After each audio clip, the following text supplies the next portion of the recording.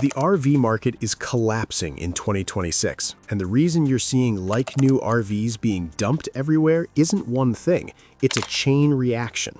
Higher rates, tighter credit, dealers trapped by floor plan costs, owners trapped by negative equity, auctions repricing the entire industry in real time. And the scary part? This isn't just a buyers don't feel like camping anymore story. It's a liquidity crisis. It's forced selling. It's asset devaluation colliding with consumer insolvency. So in this video, I'm going to break down what's actually happening in early 2026, why it feels like millions of nearly new RVs are getting dumped, and what the data says about where this is going next. No hype, no coping, just the mechanisms. Because once you understand the mechanisms, you can predict the next waves, and you can avoid becoming one of the people stuck holding a toxic asset that won't sell. Let's start with the engine behind the entire collapse narrative: interest rates. During the pandemic boom, the RV world ran on cheap capital. People financed discretionary toys as if they were investments. Low rates, minimal down payments, and rising values made everyone feel like a genius. By 2026, that world is gone. Financing rates for new and used RVs have stabilized at much higher levels. Prime borrowers are often seeing 6 to 10%, and subprime borrowers are facing even steeper terms. And that doesn't just make things a little harder, it flips the math. A unit that was comfortable at 4% becomes a burden at 9%, especially when you stack on the inflation pressure of fuel, insurance, and storage. And here's where the first fracture happens. The market is full of monthly payment shoppers, entry-level towable buyers, families who can only buy if the payment fits the month. Those buyers are getting priced out. So demand stalls, lead conversion collapses, and everything backed by debt starts to wobble.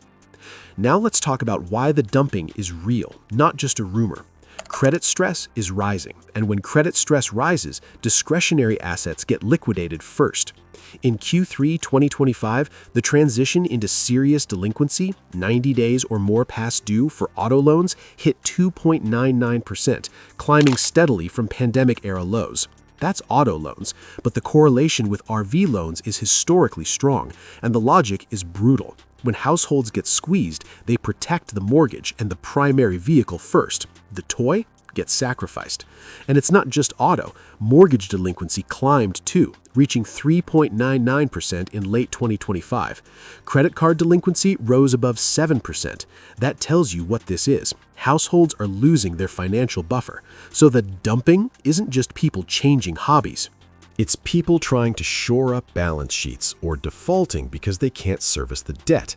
And then the next trap snaps shut. Credit access. Even if someone wants to buy, lenders are tightening standards. The rejection rate for auto loans climbed to 33.5% in early 2025, the highest in the survey history referenced. That creates a liquidity trap in the used market. Because the private seller can list a like-new 2022 unit all day long, but if buyers can't get approved, listings don't become sales. Transaction volume stays low, prices drop, and cash buyers become the market makers. They demand deep discounts because they can. That's the first major pillar of the millions being dumped narrative. People want out, but the buyer pool is shrinking. Now let's zoom out to manufacturing, because this is where the story gets misunderstood. People see collapse and assume factories are still pumping out units like it's 2021. But manufacturing is trying to recalibrate. The problem is the disconnect between wholesale shipments and retail registrations. Manufacturers ship to dealers, dealers sell to consumers. And in 2025, those two started drifting apart again. March 2025 shipments surged 15.8% year over year, dealers restocking thinking the season would normalize. Then demand didn't show up the way they expected. July shipments fell 6.1%, August fell 3.1%, November plunged 9.1% to 21,424 units. That's dealers slamming the brakes. That's the bullwhip effect. Small shifts in retail demand create huge swings in wholesale orders. And by late 2025, dealers weren't optimistic, they were defensive. Now here's the segment split that matters. Towables and motorized didn't fall the same way. Towables, travel trailers, and fifth wheels took the bigger hit. In November 2025, towable shipments were down 8.5%. Motorized showed surprising resilience for a while. In October, motorized shipments were up 12.7%, led by a 21.8% surge in Class C. That suggests the motorized buyer base had more insulation, wealthier, less dependent on financing, or slower to react. But that resilience was fragile. By late 2025, even motorized faced headwinds, with Class A weakness in retail registrations in certain months, down over 29% in August retail data. So manufacturing is cutting and restructuring. Thor realigned Heartland products under Jayco, a consolidation move that screams one thing: the boom-era bloat isn't sustainable. Thor's backlog also fell 21.8% to $1.52 billion by mid-2025, meaning the cushion of unfilled orders is evaporating. Winnebago, meanwhile, tried to stimulate demand with factory-authorized sales events, cash incentives like $5,000 customer cash, or interest rate relief like no payments or interest for 90 days. That helps clear 2025 inventory. But it does something else that's poisonous. It depresses the value of recent model year trade-ins, which worsens negative equity for consumers. And negative equity is the second pillar of the dumping story, because this is where like new becomes a curse. If you bought a 2021 to 2023 unit at peak pricing, and the market is now reverting to pre-pandemic levels, your like new rig can be worth dramatically less than you expect. And in this cycle, owners aren't shocked by a normal 20 to 30% drop. They're shocked when they learn it's 50% less than they paid. And that shock triggers behavior. People try to sell. They list it everywhere. They panic. And the listings pile up. That's how the millions narrative forms in the private market. A backlog of like-new RVs that are listed but not moving, because the market clearing price is below what the owner owes. And that's what keeps sellers trapped. Dealerships are trapped too. This is where the collapse actually becomes visible. Dealerships run on floor plan financing. They borrow money to keep inventory on the lot. When rates were low, holding units was tolerable. In 2026, elevated rates turn inventory into a daily interest meter. Every unsold rig costs money every single day. So dealers stop thinking like retailers and start thinking like emergency managers. They liquidate. They discount aggressively. They sell at or below invoice just to stop the interest bleeding. That's why you're seeing brand new 2025 models priced near or sometimes below used 2023 models, because the dealer is optimizing for survival, not margin. Camping World reported an inventory turnover rate of 0.64x in Q3 2025. That's an improvement, but it still tells you inventory is sticky. And when inventory is sticky while interest is high, the only move is liquidation. Now we hit the part that truly freezes the market: trade-ins. In a normal market, people trade in their old RV to upgrade. In 2026, that mechanism is broken. Dealers already have too much used inventory, and used inventory is depreciating fast, so dealers don't want more. When they do take trade-ins, they offer low numbers to protect themselves from further downside, and that creates the refusal to trade phenomenon.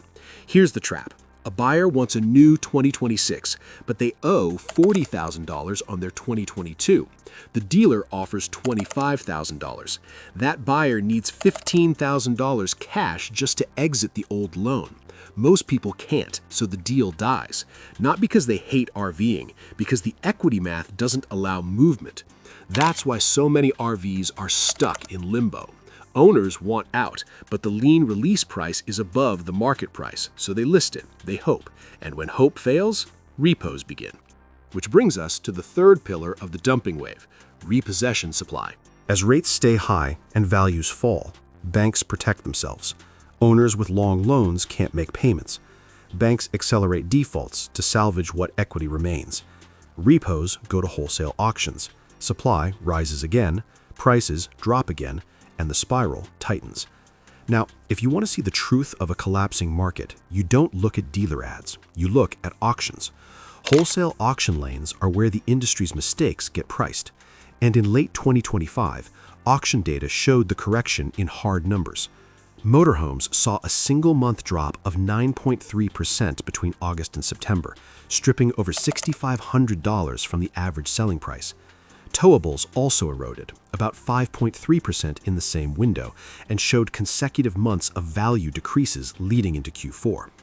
Auction volume increased too, up 1.4% in September, signaling more supply from repos and dealer liquidations. That's valuation discovery. That's the market dragging prices back toward pre-pandemic norms, but with higher supply and higher rates. And now there's a special penalty in 2026, the COVID camper stigma. Units produced during the 2020-2022 boom face a triple threat: normal depreciation, market correction removing scarcity premiums, and a quality stigma because of the widespread perception that pandemic-built units suffered from component swapping and rushed assembly. So a 2021 might trade worse than a 2019 despite being newer, because the 2019 is seen as having good bones and the 2021 is seen as a liability. And that stigma feeds directly into the next bombshell: quality control litigation. The collapse isn't purely financial, it's also a crisis of trust. Frame failure controversies and lawsuits have hit popular fifth-wheel models, including allegations involving Grand Design and Lippard-supplied frames, claims of frame flex leading to cracked walls, broken welds, and slide-out failures. There are allegations manufacturers knew and prioritized production speed. There are claims NDAs were used to silence customers, and the involvement of NHTSA takes it out of customer service drama and into safety territory. This creates what dealers fear most: toxic assets. Certain model years and certain units become effectively illiquid. Dealers refuse them on trade or offer scrap-level numbers because they don't want the liability. Private sellers can't move them without disclosures that scare buyers, so owners get trapped with a depreciating asset that they're still paying for. And that's another reason dumping accelerates. People aren't just trying to sell, they're trying to escape.